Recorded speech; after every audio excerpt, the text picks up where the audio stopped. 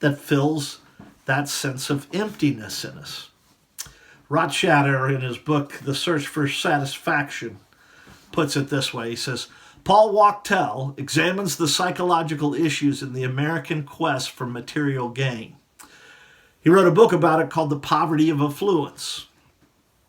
He develops the themes that Americans deeply believe that more is better, but as a result have suffered a malaise.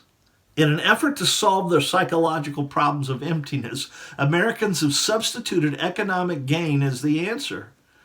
Because they have found this answer to be inadequate, they're left feeling disappointed with unusually high levels of depression. That's the truth, isn't it? We know it's true. Affluence doesn't appear to fill that hole. Fame doesn't appear to fill that hole.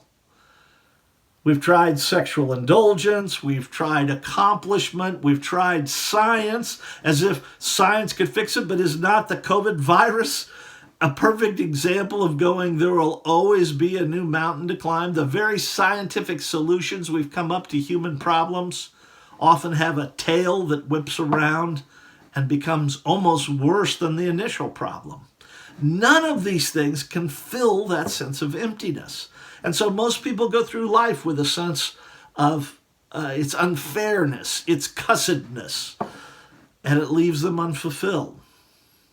They try to blame it on unloving parents or health problems or bad genes or just being dealt a lousy hand.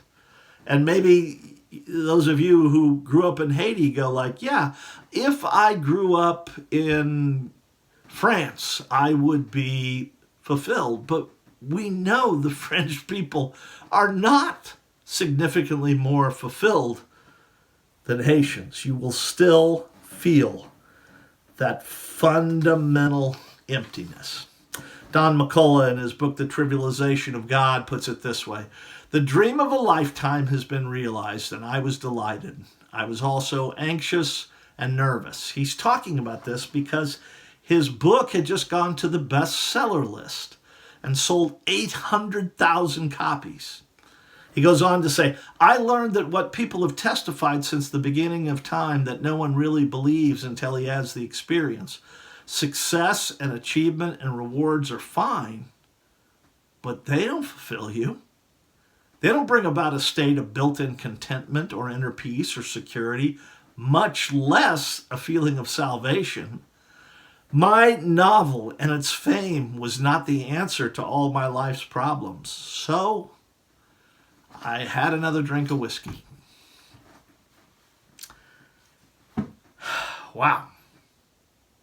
The editor of a well-known magazine puts it this way. What good is swimming around in your jacuzzi in a beautiful backyard of your breathtaking home if you feel the aching emptiness in your innards?